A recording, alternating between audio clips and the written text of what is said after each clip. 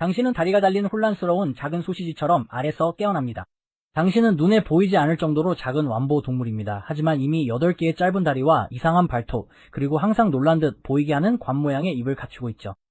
당신이 처음 느끼는 감각은 젖음입니다. 당신은 숲 한가운데 오래된 참나무에 붙은 이끼에 매달린 아주 작은 물방울 안에 있습니다. 이 작은 물방울이 바로 당신의 전 우주입니다. 인간들이 매일 아무렇지 않게 지나치는 미세한 서식지죠. 당신은 엄마를 찾아 주위를 둘러봅니다. 이 살아있다는 것에 대해 뭔가 조언을 얻고 싶지만 엄마는 이미 사라졌습니다. 작별 인사도 아무것도 없습니다. 완전한 버림이죠. 엄마는 알을 낳고 담배 사러 간 아빠보다 더 빨리 떠나버렸습니다. 당신은 물방울 안에서 비틀거리며 첫 발을 내딛습니다. 별로 품이 있진 않지만 뭐 어때요? 아무도 보고 있지 않으니까요. 박테리아 몇 마리 빼고는. 그런데 걔네는 눈도 없잖아요. 주변의 물이 기분 좋게 느껴집니다.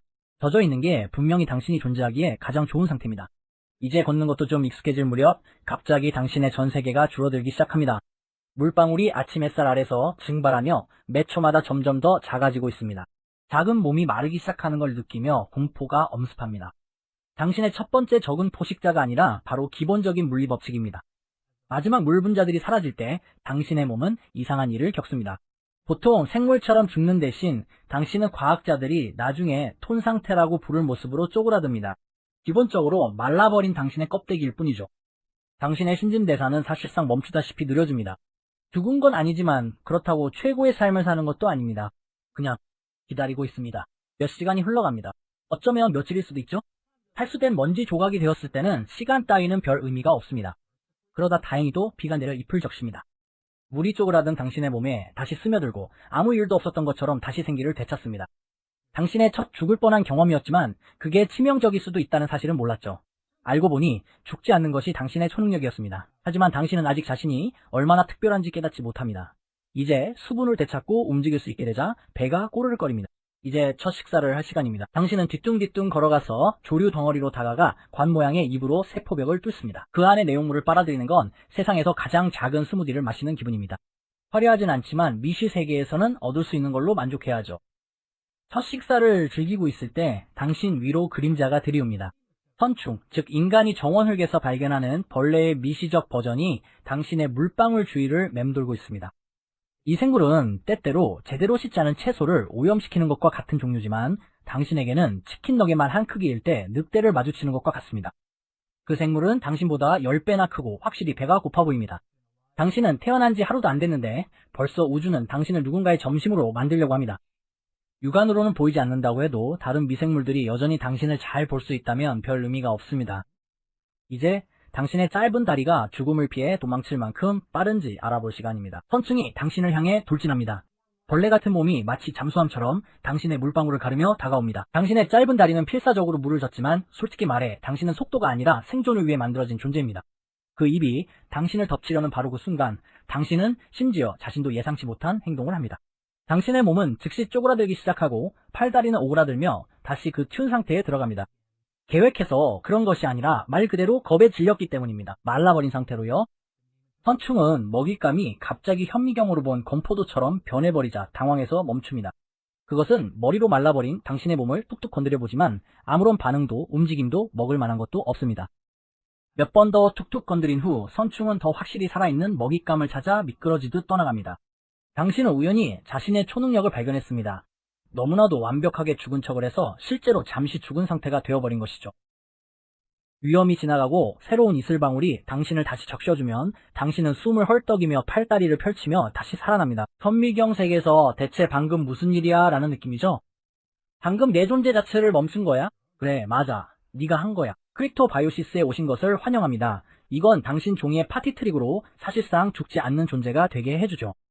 이제 완전히 다시 수분을 되찾았지만 약간의 트라우마도 아는 채 당신은 다음 도전에 직면합니다. 모든 것이 당신을 죽이려 든 세상에서 성장해야 한다는 것. 하지만 이미 완전히 형성된 미니 어른으로 태어났는데 어떻게 성장할 수 있을까요?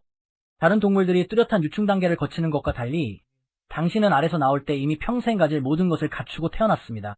단지 더 작을 뿐이죠. 정말 일찍 전성기를 맞았다고 할 수 있겠네요. 다음 몇 주는 뭐든 입에 들어가는 대로 먹는 시간의 연속입니다. 조류, 식물세포, 박테리아, 당신은 가리는 게 없어요. 현미경 세계의 대학 신입생이 무료 뷔페에 온 것과 다름없 당신의 방식이 그리 세련된 건 아닙니다. 입관으로 세포의 구멍을 뚫고 안에 든 걸 빨아먹은 뒤 다음 세포로 이동하죠. 화려하진 않지만 할 일은 해냅니다. 매일이 당신의 물방울 세계에서는 새로운 도전입니다. 가끔은 물이 완전히 말라버려 다시 그 톤 상태로 들어가야 하죠. 또 어떤 때는 비가 내려 물이 넘치면서 완전히 새로운 곳으로 떠밀려 가기도 합니다. 한 번은 다른 미생물들로 가득한 웅덩이에 도착하게 됩니다. 그 미생물들은 인간이 수영하다가 실수로 삼키는 연못물 속에도 있을 수 있는 바로 그 녀석들이죠.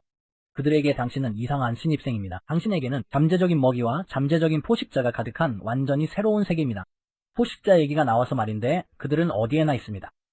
회전하는 바퀴처럼 생긴 로티퍼는 소용돌이를 만들어 먹이를 빨아들이는 아주 성가신 존재입니다. 당신은 그들이 만들어내는 물살을 알아차리고 반대 방향으로 뒤뚱거리며 이동하는 법을 배웠습니다. 우아하진 않지만 적어도 누군가의 먹잇감이 되는 건 피할 수 있죠. 어느 날 아침 또다시 재앙이 닥칩니다. 밤새 기온이 급격히 떨어지면서 당신이 있던 물방울이 얼기 시작합니다. 대부분의 미생물에게 이것은 곧 사형선고나 다름없습니다. 세포 안에서 얼음 결정이 형성되며 막이 파열되고 게임은 끝나버립니다.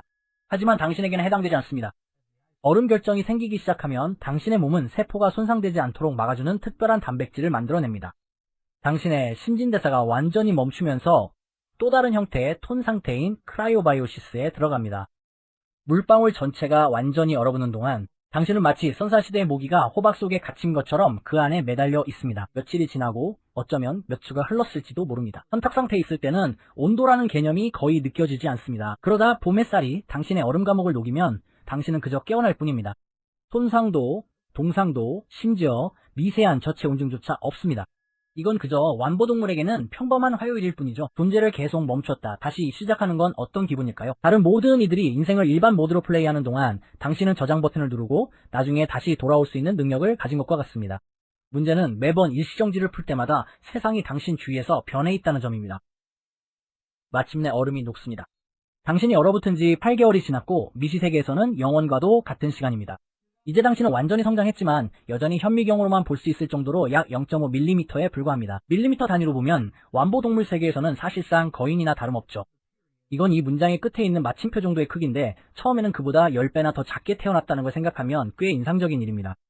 당신의 반투명한 몸은 통통하고 곰을 닮은 모습을 하고 있어서 인간이 특수 장비 없이 볼 수만 있다면 거의 귀엽다고 할 만합니다.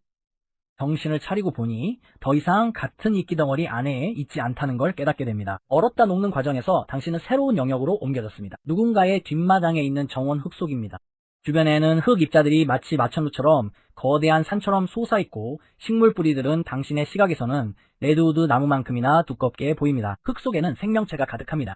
박테리아 군락이 미시적인 도시처럼 퍼져 있습니다. 가장 먼저 해야 할 일은 무엇일까요? 먹입니다. 8개월 동안 얼어 있었으니 배가 고플 만도 하죠. 당신은 얇은 수분막에 자라고 있는 조류무리를 발견하고 8개의 다리를 어색하게 움직이며 뒤뚱뒤뚱 다가갑니다. 누군가 중요한 사람이 지켜보고 있다면 꽤 민망할 모습이겠죠? 관 모양의 입으로 세포벽을 뚫고 마치 주스 상자에서 빨아마시듯 그 안에 내용물을 빨아들입니다. 하나를 먹었고 만족하려면 앞으로 100개쯤 더 먹어야 합니다. 식사를 마치려는 순간 무언가가 당신의 시선을 끕니다.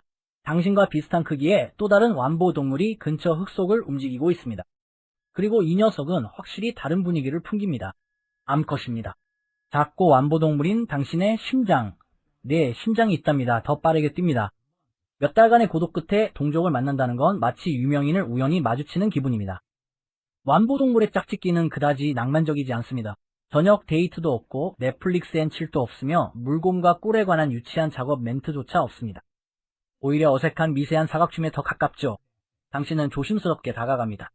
잘못 행동하면 그녀는 당신을 영혼의 반려자라기보다 간식으로 여길 수도 있습니다. 부해라고 부를 수 있다면 그것은 서로를 빙빙 돌며 앞다리를 흔드는 행동을 포함합니다. 과학자들이 너그럽게 짝짓기 춤이라고 부를 수도 있겠지만 실제로는 8개의 다리로 재즈 핸즈를 하는 것처럼 보입니다. 그녀가 당신을 괜찮은 유전자로 받아들이기로 결정하면 진짜 일이 시작되는데 꽤 이상합니다. 그래도 그녀의 OF에서 그걸 볼 수 있어요. 그녀는 녹화 중이었거든요. 일부 완보 동물 종에게는 이 과정이 꽤 단순합니다. 당신이 정자를 방출하면 그녀가 그것을 수집하지만 다른 종에서는 훨씬 더 복잡하죠. 전체 만남은 대략 15분 정도 지속되고 그 후에는 각자 갈 길을 갑니다. 그녀는 자신이 OnlyFans로 벌 돈의 절반도 당신에게 주지 않았어요. 다시 혼자 먹이를 먹고 죽음을 피하는 삶으로 돌아가는 거죠. 그녀는 한 개에서 30개 사이에 알을 낳는데 환경에 그냥 두거나 자신의 오래된 탈피 껍질 안에 마치 미세한 유모차처럼 감춰놓기도 합니다. 그 알들에는 당신의 유전자가 들어있을 수도 있고 그렇게 당신의 끈질긴 생존의 유산이 이어질 수도 있습니다. 아니면 아닐 수도 있죠. 암컷 완보동물은 때때로 수컷 없이도 번식합니다. 결국 당신의 기여가 필요 없다고 판단한 거죠. 수년간 존재를 멈췄다 다시 시작하기를 반복하며 얼어붙는 것부터 뜨거운 열기까지 모든 것을 견디고 살아남은 끝에 당신은 인간들이 말하는 노년기에 도달합니다. 물론 완보동물에게는 그 개념도 상대적이지만요. 어느 날 정원용 삽이라는 재앙이 닥칩니다. 당신이 살던 흙이 삽으로 퍼올려져 정원에서 분리됩니다.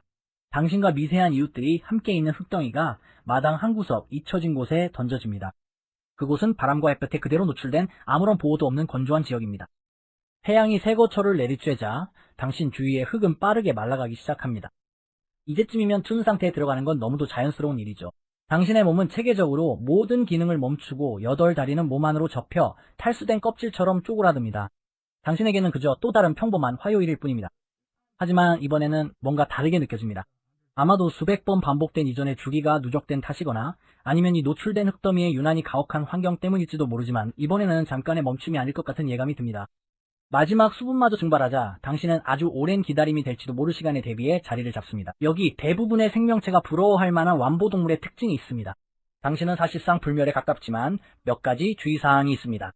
손 상태에 들어가면 극한의 방사선, 우주의 진공, 가장 깊은 해구보다 6배나 더 높은 압력 등 거의 모든 것을 견딜 수 있지만 여전히 당신을 영원히 끝내버릴 수 있는 몇 가지가 남아 있습니다. 화씨 150도, 섭씨 약 66도 이상의 고온이 지속되면 세포를 보호하는 특수 단백질이 파괴되어 진짜로 죽게 됩니다. 그저 멈춰있는 상태가 아니라요.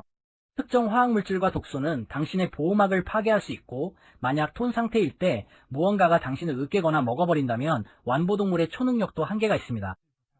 이렇게 새로운 현탁 애니메이션 상태에 들어가면 언제 다시 수분을 흡수해 깨어날 수 있을지 혹은 영영 깨어나지 못할지 아무도 알 수 없습니다.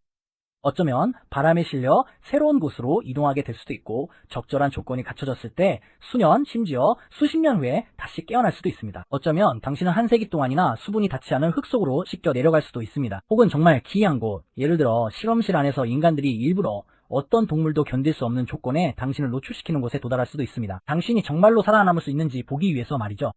사실 아무도 완보동물이 톤 상태로 얼마나 오래 머물 수 있고 그 후에도 성공적으로 다시 깨어날 수 있는지 정확히 알지 못합니다.